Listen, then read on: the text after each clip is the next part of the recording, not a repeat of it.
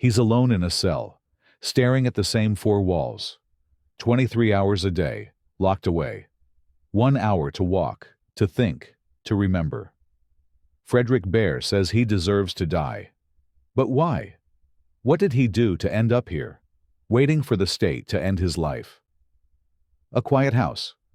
A mother and her little girl. They were just living their lives. Now, they're gone. He walked into their world and left it empty. But who is he? How does someone fall so far that this is all that's left? The guards watch him. The clock ticks. Every day, he wonders if today's the day they come for him. If today's the day they take him to that room, strap him down, and stop his heart. How does a man go from walking free to waiting for a needle? How does a life twist into something so dark that this is where it ends? Frederick Baer is 46 years old. He's from Indianapolis. Right now, he's locked up on death row at Indiana State Prison. But he wasn't always there. He wasn't always the man waiting for the state to decide his last day. He grew up in a house that felt more like a battlefield. His parents yelled, threw things, and ignored him most of the time. Money was always short. Barely enough for food, never enough for anything else. School was a mess for him. He couldn't keep up. Teachers gave up on him early, and he gave up on himself not long after. He had a little sister once. She was younger, softer, someone he cared about. But she died when he was still a kid. No one explained why. No one helped him understand. His mom and dad were too caught in their own fights to notice how it broke him. He was left alone, carrying that weight, figuring out how to survive in a home that didn't feel safe. By his 20s, he was already slipping. Started taking things that weren't his.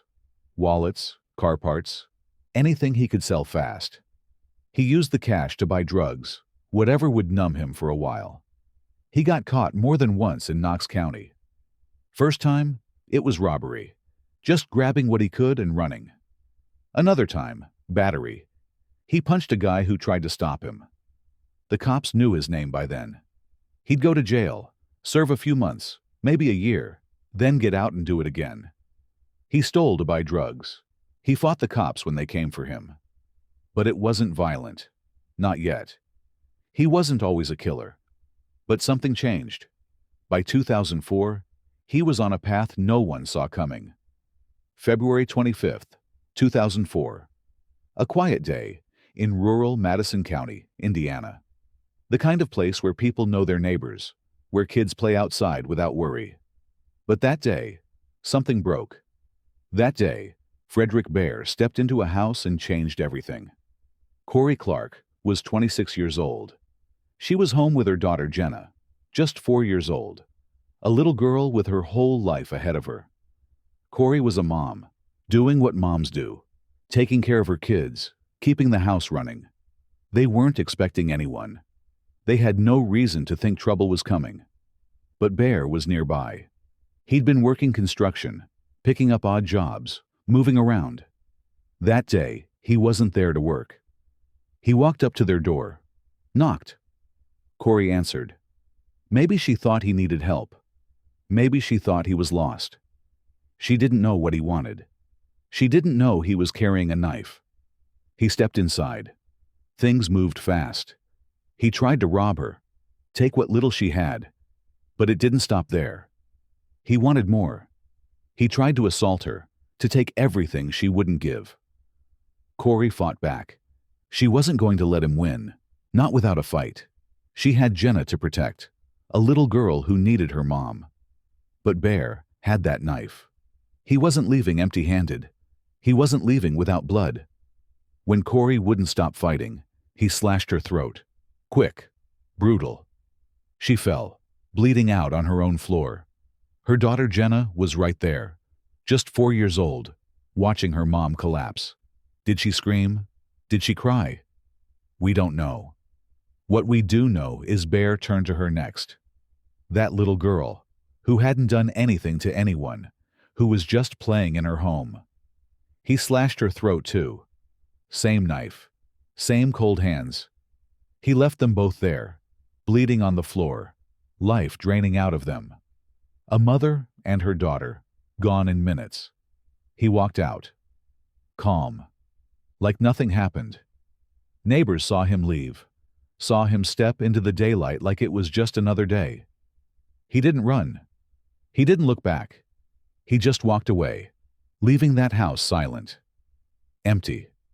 2 lives gone, and he acted like it didn't matter. But inside, it was over. Corey couldn't save Jenna. Jenna couldn't save her mom. They were gone, and the house held their last moments. Blood on the floor, a mother's fight cut short, a little girl's life stolen before it could even start. Police got there later, too late. They found the bodies, saw the scene. They started looking for answers. Who did this? Why? Days passed, and then they found him, Frederick Baer. They searched his place, found stolen items, not just from Corey's house, but from others too. Things he'd taken from homes he'd broken into before. It tied him to the crime. It tied him to that day, that house, that knife. He didn't deny it. He couldn't. The evidence was there, staring him in the face.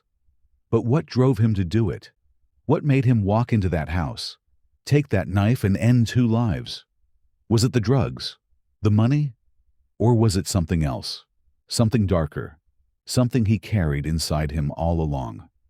That day in Madison County, 2 people died. A mother and her daughter, gone because Frederick Baer crossed their path.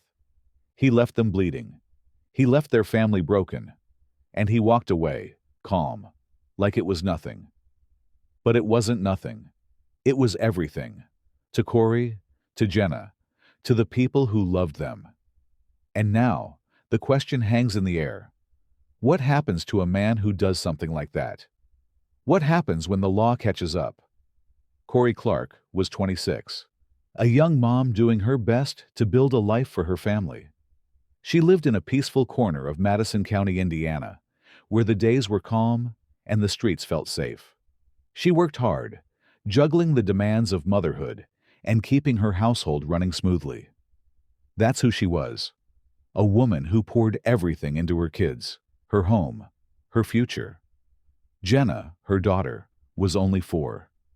A bright, joyful little girl who brought light wherever she went. She loved being outside, chasing after butterflies in the yard, her laughter filling the air. She was just beginning school, starting to learn her letters, making friends, and dreaming the way kids do. That's who Jenna was. Corey's pride, her heart, her little girl with a world of possibilities ahead. They were at home that day, February 25, 2004. A normal day, nothing unusual. Maybe Corey was tidying up or preparing a snack. Maybe Jenna was drawing or playing nearby. They weren't expecting anything to disrupt their routine. No reason to think danger was near. But it was. Frederick Baer was coming, and he would change everything. He didn't know them. They didn't know him. But he picked their house that day. When he left, Corey and Jenna were gone, taken by a stranger who walked into their lives and ended them. Their home, once a place of safety, was now a memory marked by loss. But Corey and Jenna weren't just victims in a story. They were real people, loved deeply. Corey was John Clark's wife. He was at work that day, unaware that his life was about to shatter. When he returned, he learned the unbearable truth. His wife and daughter were dead. His family, destroyed in an instant. John's voice cracks when he speaks about it. He said, "It ruined every part of my life." Every part. His marriage, his role as a father, his plans for the future. All gone. He lives with that emptiness every day, waking up to a reality where Corey and Jenna are missing. He can't let go of them, because losing the pain would mean losing them all over again. Then there's Morgan, Corey's other daughter. She was 7, at school when it happened, spared for a few hours from the nightmare. But when she came home, her mom and sister were gone. No chance to say goodbye, no final hug. Now, Years later, the weight still crushes her. She said, "I see them every day in my head. I can't escape it. Every day." Their faces, their voices replaying endlessly in her mind. A wound that won't heal. They were just living their lives, caught up in the ordinary moments that make up a family. Corey wasn't asking for trouble. Jenna wasn't in anyone's way. They were home, where they should have been safe. Baer took that away for no reason. No motive that makes it right. No explanation that eases the loss. He walked in and erased them, leaving behind a void that words can't fill. The family was left broken, trying to hold on to pieces that no longer fit. John, Morgan, the grandparents, the cousins, they all lost something irreplaceable. A wife, a mom, a sister, a daughter, a granddaughter, a future. They wanted answers, but answers don't bring back the dead. They wanted justice, but justice doesn't mend a heart. They wanted him gone. Frederick Baer, the man who caused this pain. They wanted him out of their lives, out of their story. But it wasn't that easy. First, they had to face him. In court, in front of a judge, a jury, the public. They had to sit there, look at him, hear his voice, relive the worst day of their lives. What do you do with that kind of grief? How do you carry it forward? John and Morgan are still searching for that answer. Every day, they move through the loss, step by painful step, knowing the people they loved most are gone. Knowing the man who took them sits in a cell, while they're left with memories and a sorrow that clings like a shadow. Corey and Jenna deserved more. They deserved to live, to grow, to laugh, to love. They didn't deserve what happened, but it happened anyway. And now, their family waits for justice, for peace, for a way to keep going without them. 2005. The courtroom was full. Eyes on Frederick Baer, the man who took Corey and Jenna Clark from their home. He stood there, admitting he did it. He killed them. But he said he was high on meth, claimed he was out of his mind. He tried to plead guilty, but mentally ill. That was his defense. He wasn't in control. He wasn't thinking straight. But the judge saw through it. There wasn't enough proof. No solid evidence that his mind was broken enough to excuse what he did. The judge rejected the plea. No, Baer wasn't getting off that easy. Not with mental illness as his shield. The trial went on. The jury listened to it all. They heard the details, the horror. They saw the photos, images of a home turned into a crime scene. They saw the faces of Corey and Jenna, smiling in pictures, now gone because of Baer. It was clear. The evidence was there. The facts spoke for themselves. The jury decided. He was guilty. Guilty of murder. Guilty of trying to rape Corey. Guilty of stealing from their home. June 2005. The sentence came down heavy. The judge looked at Baer, told him he was going to die. Death penalty. That was the punishment for what he did. The law said his life was over. He'd sit on death row, waiting for the state to end it. The jury heard everything. They saw the photos. They decided he should die. That was the end of it. Or so they thought. Baer said he deserved it. He didn't fight the sentence. He admitted his guilt. He knew what he had done. But his lawyers? They fought. They said the trial wasn't fair. They argued he didn't get the right defense, that the jury was confused, that there were mistakes in how the case was handled. They appealed, hoping for something to change. Years passed. Baer waited. The appeals went back and forth. Then, in 2018, something did change. A federal court looked at the case, saw the problems. They threw out the death sentence. Bad legal help. Issues with the jury. It wasn't right, they said. Baer wouldn't die by execution. Not anymore. Instead, in 2019, he was resentenced. Life without parole. That was his new fate. No more counting the days until an execution. Now, he'd count the days until he died in prison. Baer said he deserved it. But his lawyers fought to save him, saying the trial wasn't fair. And in the end, they got him life. But life behind bars, forever. It was a twist, a legal turn no one saw coming. The family of Corey and Jenna, they wanted him gone, wanted the death penalty to stand. But the law had other ideas. Baer would live, in a cell, with his memories, with the weight of what he did.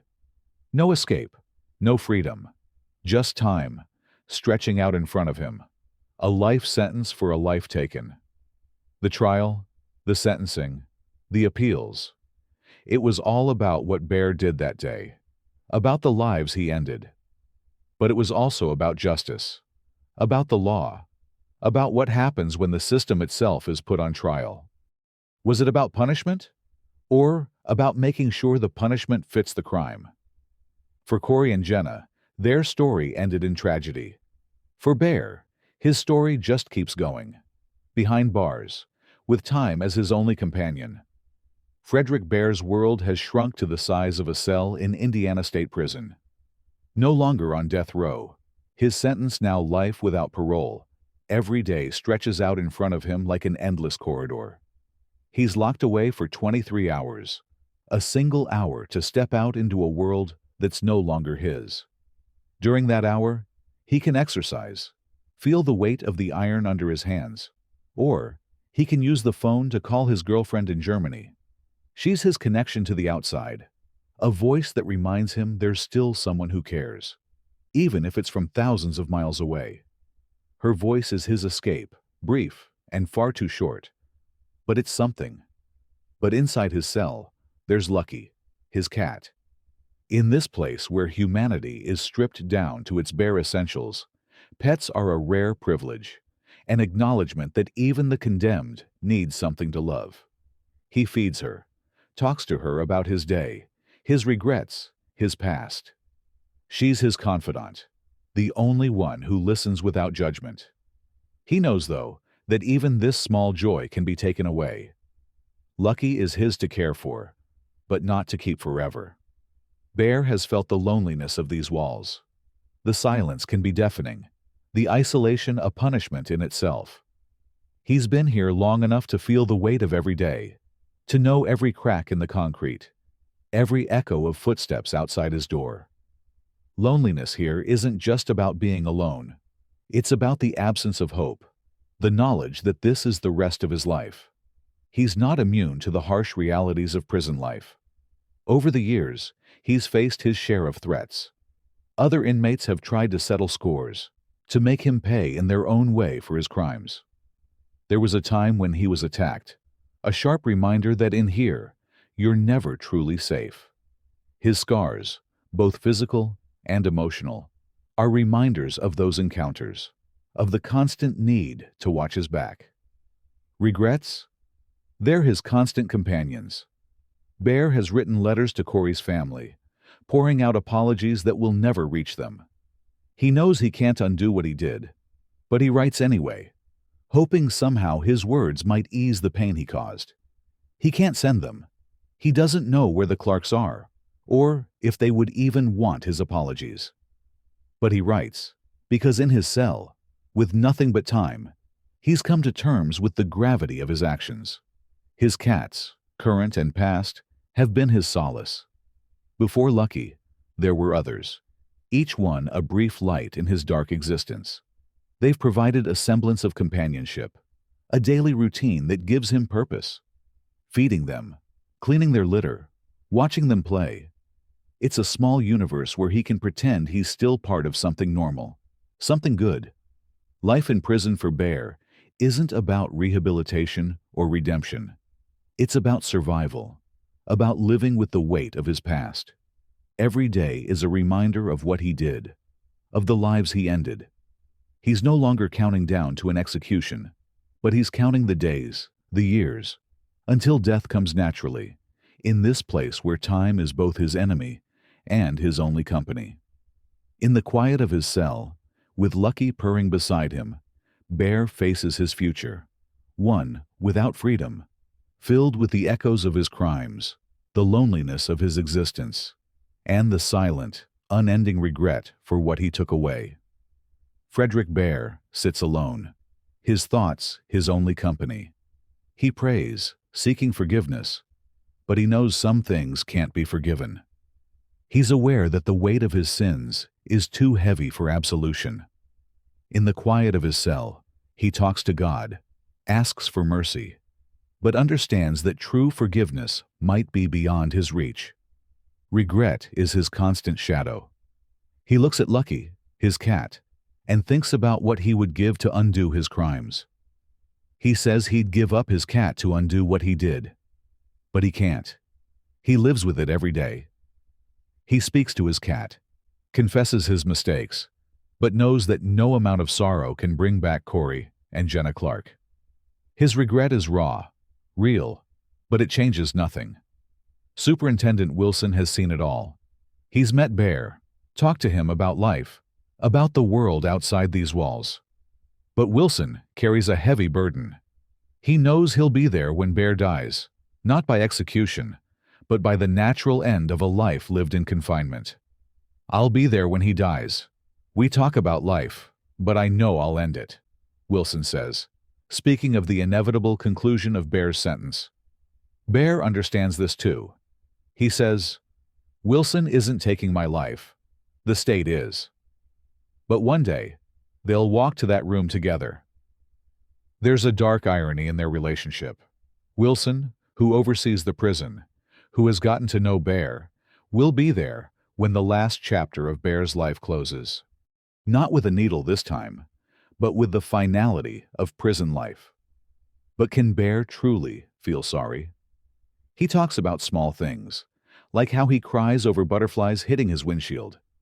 It shows a man who feels, who regrets, but the question lingers. He cries about butterflies hitting his windshield, but he killed a little girl. Can he really feel sorry? His tears for the small, innocent lives of nature contrast sharply with the brutality of his past actions. This man, who took the lives of a mother and her daughter, now feels grief for the smallest creatures. Is it genuine remorse, or just the mind's way of coping with the enormity of his guilt? He wrestles with this every day, in the solitude of his cell, with only his cat and his prayers for comfort. Baer's life is a study in contrasts, between the man he was and the one he's become, between the unforgivable act and the daily repentance he now lives.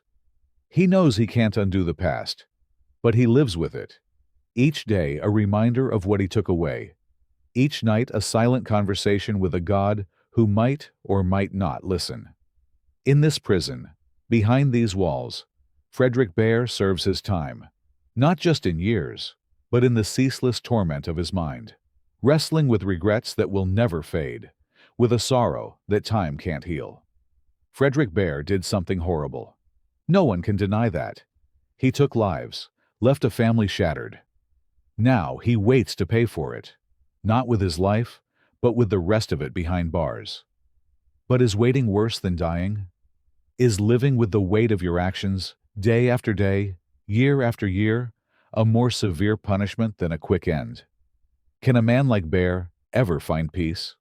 Or is this cell, this life, his true punishment? He prays, he regrets, he lives with the ghosts of his actions. But does he ever truly escape them? Is there redemption for someone who's done what he did? We leave you with these questions. Think about it. Think about justice, about punishment, about what it means to live with your sins. If this story got to you, if it made you think, then like this video. Share it. Let others know about the human side of crime and punishment. And tell us in the comments, what do you think he deserves? Is there a place for forgiveness, or is his life sentence just? And if you want more stories like this, stories that dig deep into the truth, hit that subscribe button. Join us as we explore the complexities of crime, the faces behind the headlines, and the lives forever changed by one moment of darkness. Baer's story is one of many, a reminder of the consequences of our choices. But his story, like all stories, leaves us with more questions than answers. Can a man like Baer ever find peace? Or is this cell his punishment?